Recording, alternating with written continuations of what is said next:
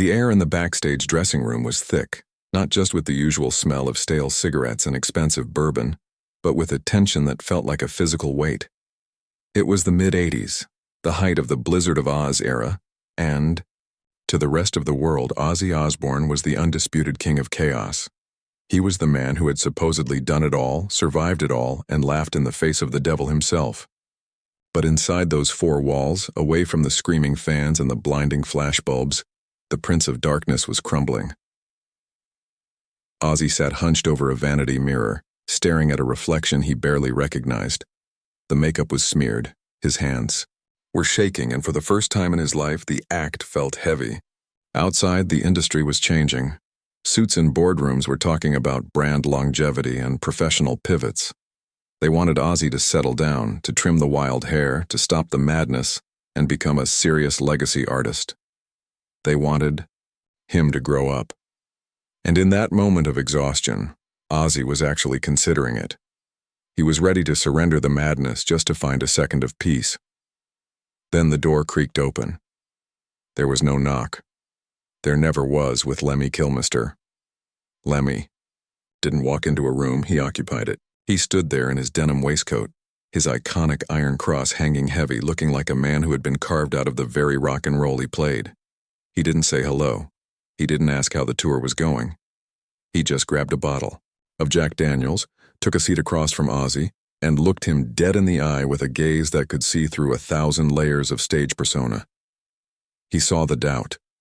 He saw the way Ozzy was looking at those grown-up contracts on the table.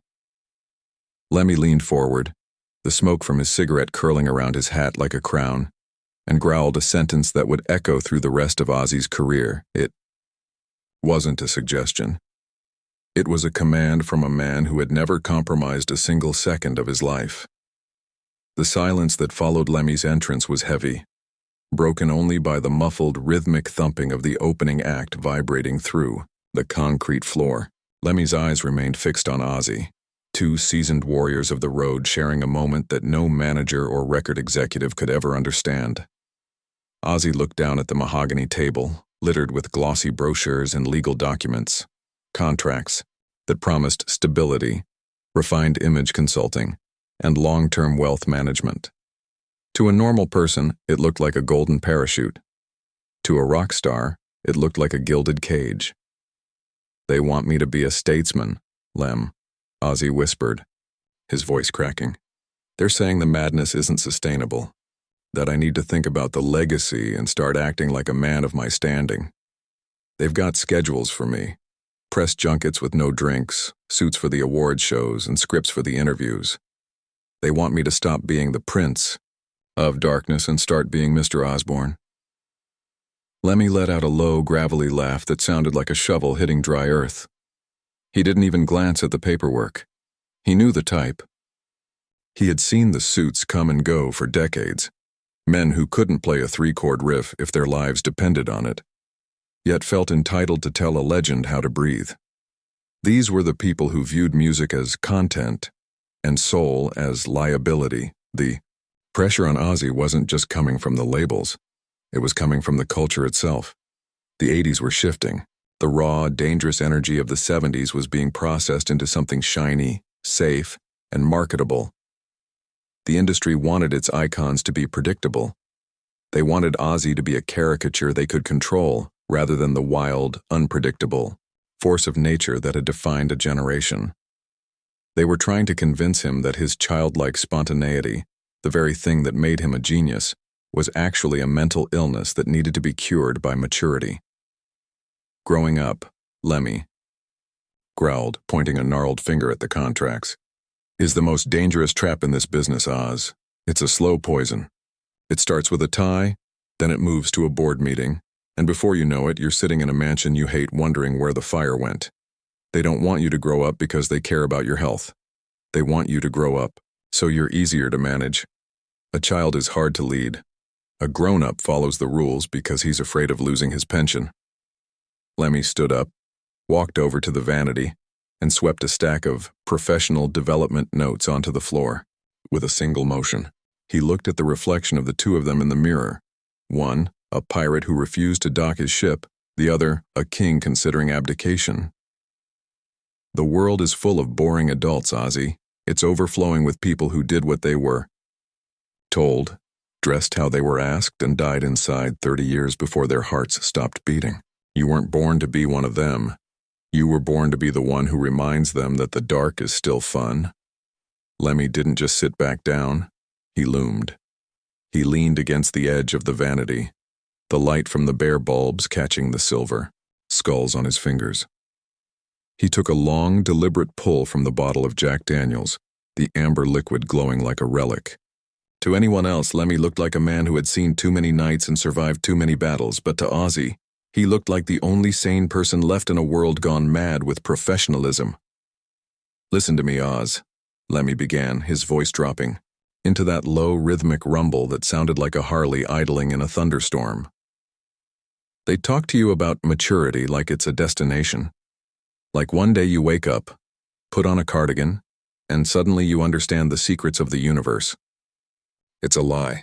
Maturity is just a polite word for tired. It's what happens when you let the world beat the wonder out of you until you're too exhausted to fight back." Ozzy looked at him, his eyes wide behind his tinted glasses. The industry experts had spent months telling him that his spontaneous outbursts, his stage antics, and his refusal to follow a teleprompter were signs of a man who hadn't evolved. They told him that a man in his late 30s should be beyond the chaos. But Lemmy saw it differently. To Lemmy, the chaos wasn't a phase, it was the fuel. You think a child is immature because they scream when they're happy and cry when they're sad?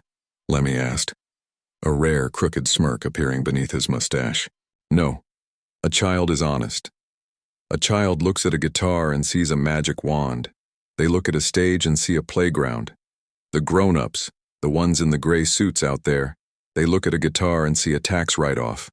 They look at a stage and see a line item on a spreadsheet. Which one of those people do you think is actually living, Oz? Lemmy gestured toward the door, where the muffled roar of the crowd was beginning to swell. Thousands of people were out there chanting Ozzy's name. They hadn't paid their hard-earned money to see a refined statesman or a mature artist. They were there because they felt trapped in their own grown-up lives, stuck in 9-to-5 jobs, wearing ties they hated, following rules they didn't believe in. They came to see Ozzy because for 2 hours, he represented the part of them that refused to be tamed. They aren't here for a lecture, Lemmy continued, his tone intensifying. They're here because you're the only one brave enough to be. A kid in a world of corpses. You're the one who still believes in the magic. You're the one who still barks at the moon. If you grow up for the suits, you aren't just betraying yourself. You're betraying every single person out there who relies on you to stay wild. He reached out and tapped the pile of contracts Ozzy had been staring at. These papers? They're a roadmap to a cemetery. They want to plan your next 10 years so they can predict their profits. But you can't predict lightning, and you can't schedule a riot. The moment you know exactly what you're doing tomorrow is the moment you've stopped being an artist and started being an employee. Lemmy took another sip and set the bottle down with a definitive clack on the marble tabletop. Being a man doesn't mean losing your spirit, Oz. It means having the strength to protect that spirit from the people who want to harvest it. You stay a kid. You stay curious. You stay dangerous. You keep that look in your eye that makes them nervous, because the day they stop being nervous around you is the day you've truly grown up. And believe me, that's a day you never want to see. The wisdom hit Ozzy like a physical force. It wasn't just advice, it was a realization of his own power. He looked at the contracts again, the stability, the retirement plans, the image overhaul, and they suddenly looked like chains. He looked back at Lemmy, the man who had lived every day of his life on his own terms and finally understood. The Prince of Darkness wasn't a mask he wore for the audience. It was the kid inside him that refused to go to sleep. The roar from the arena was no longer a distant hum. It was a rhythmic, primal chant that shook the very foundations of the dressing room. Ozzy, Ozzy, Ozzy! It was the sound of 20,000 people waiting for a miracle, waiting for a madman to tell them that it was okay to be a little bit out of control. Ozzy looked at the contracts on the table, those neat stapled stacks of paper that promised him a dignified future. And then He looked at Lemmy. Lemmy didn't say another word. He didn't have to. He just stood there, a weathered monument to defiance, lighting another cigarette with a steady hand. He was the living proof that you could grow old without ever growing up. He had the wrinkles, the scars, and the raspy voice of a man who had seen 1,000 lifetimes, but his eyes still held the predatory spark of a teenager who had just discovered his first distortion pedal. Ozzy reached out. His fingers, heavy with silver rings, brushed the top page of the primary contract, the one that outlined his professional image transition plan. He thought about the meetings he'd sat through, the polite nods he'd given to men in Italian, suits who called him John instead of Ozzy. He thought about the fear he'd felt, the fear that if he didn't listen to them, he'd end up a relic, a joke, a forgotten footnote in the history of rock. But as the chant outside grew louder, that fear evaporated, replaced by a cold, sharp clarity. He realized that the joke wasn't the man barking at the moon. The joke was the man in the suit trying to sell the moon as a real estate investment. With a sudden, violent motion, Ozzy didn't just pick up the papers. He gripped them until his knuckles turned white. In one fluid, chaotic burst of energy, he ripped the image transition plan in half. The sound of the thick cardstock tearing was louder than the crowd in his head. He didn't stop there. He grabbed the marketing strategy, the refined media script, and the 5-year financial stability roadmap, and he began to shred them with a manic intensity. Confetti-like strips of legal jargon fluttered through the air, landing in the half-empty glasses of bourbon and sticking to the spilled beer on the table. Ozzy was laughing now. Not the polished, polite laugh the PR team wanted, but that high-pitched, cackling signature Ozzy laugh that sounded like a roller coaster going off the rails. "I'm not doing it, Lem," Ozzy shouted over the noise of his own destruction. "I'm not going to be their statesman. I'm not going to be their legacy artist. If I'm going down swinging a goddamn bucket of water and throwing meat at the front row." Lemmy watched the carnage with a slow, approving nod. He reached out and picked up a stray scrap of paper that had landed on his boot. It said something about target demographics. He let it fall back to the floor. "Good lad," Lemmy grunted, his voice thick with a rare pride. "The only demographic that matters is the one that's currently losing its mind out there. Go give them what they paid for." Ozzy turned to the vanity mirror. He didn't see a tired man anymore. He saw a predator. He grabbed a pot of black eyeliner and smeared it across his eyes with zero precision, creating dark, smudged circles that made him look like a man possessed. He shook his hair out until it was a wild, matted mane. He felt the weight lifting off his shoulders, the weight of expectations, the weight of maturity, the weight of being a responsible adult. He felt light. He felt dangerous. He felt 12 years old. He turned toward the door that led to the stage wings. The tour manager was standing there, looking at his watch, looking stressed, holding a clipboard with a pre-approved set list and a list of talking points for the audience. Ozzy didn't even look at him.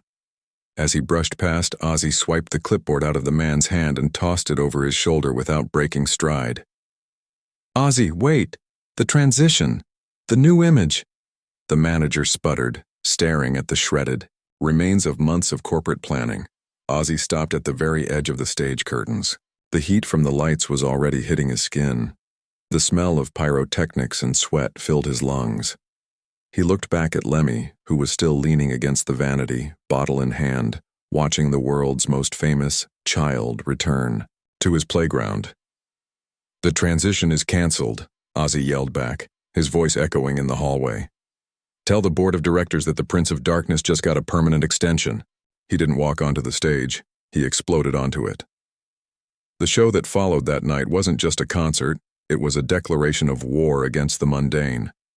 Ozzy didn't just sing, he roared, he prowled, and he poured every ounce of his immature soul into the microphone. He threw water buckets, he cackled at the front row, and he performed with a manic energy that left the corporate image consultants backstage staring at their clipboards in horror. They had planned for a refined transition. Ozzy had given them a riot, and the crowd, they didn't just cheer, they felt seen.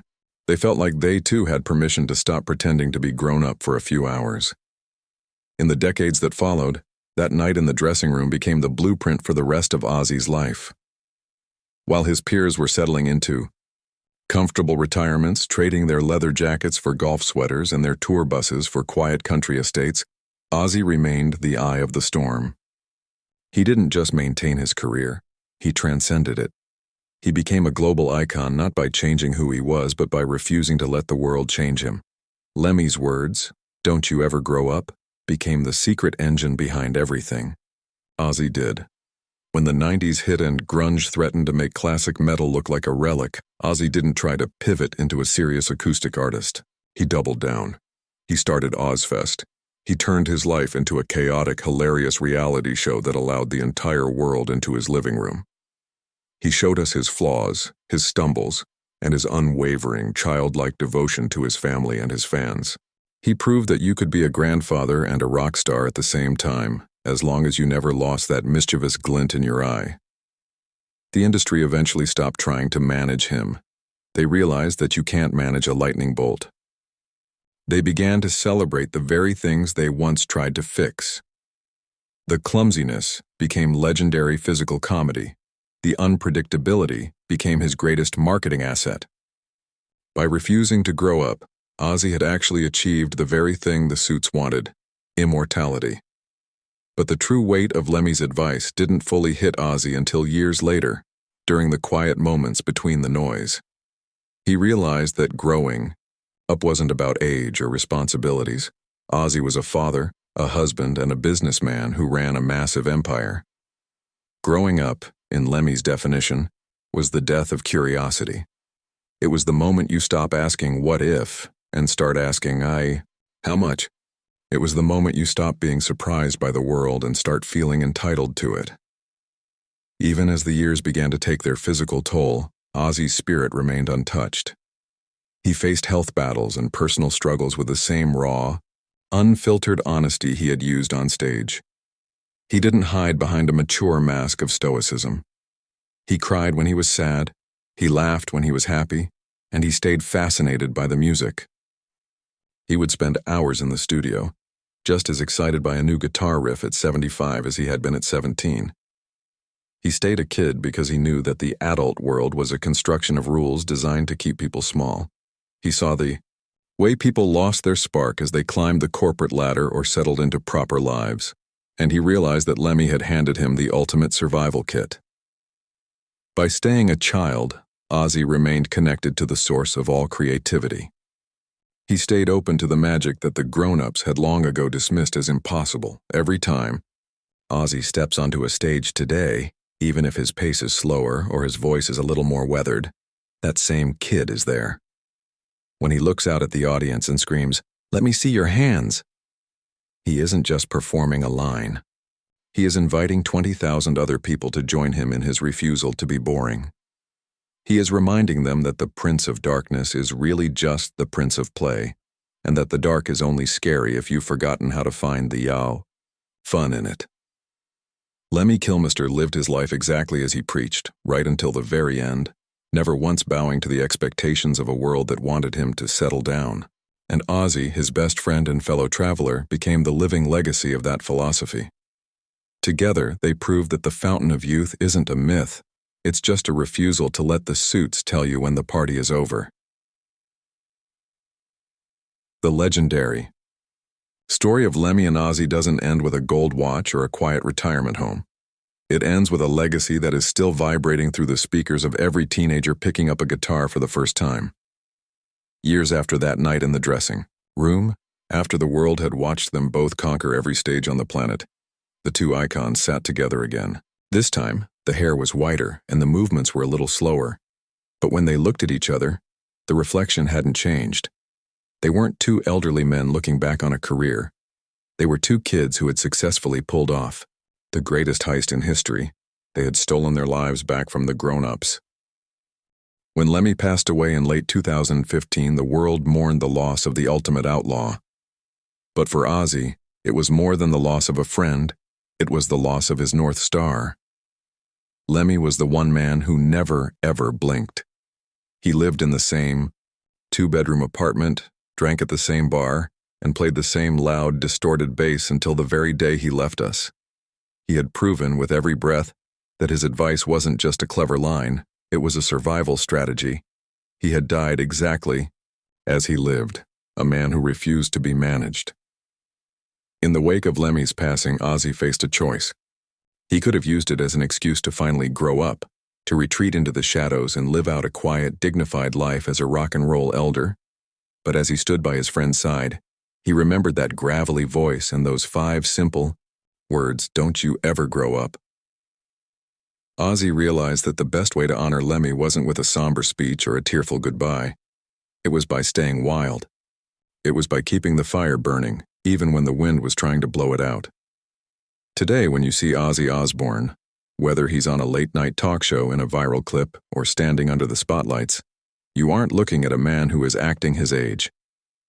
You're looking at a man who successfully defied the most powerful force in the universe, social expectation.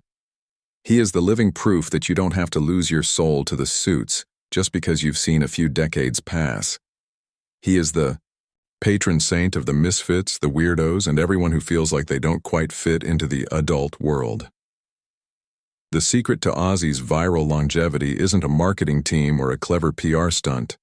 It's the fact that he stayed true to the kid who first fell in love with a loud riff in Birmingham. He stayed curious, he stayed funny, he stayed vulnerable, and most importantly, he stayed dangerous to the people who want the world to be boring. So, as we look at the incredible journey of these two legends, there's a lesson for all of us. Whether you're a content creator, an artist, or just someone trying to navigate the real world, remember that the grown-ups don't have all the answers. They just have more rules. The moment you start worrying more about stability than spirit, you've already lost the game. Ozzy Osbourne is 77 years old and he still hasn't grown up. He still barks at the moon. He still loves the chaos. And somewhere, leaning against a celestial bar with a smoke in one hand and a bass in the other, Lemmy is looking down with a crooked smirk, knowing his best friend actually listened. Don't let them tame you. Don't let them make you professional at the expense of your passion. Stay wild, stay curious, and whatever you do, don't you ever grow up. Thank you so much for watching. Don't forget to subscribe my channel. Do connect with me for more content. Have a good day. See you soon. Bye-bye.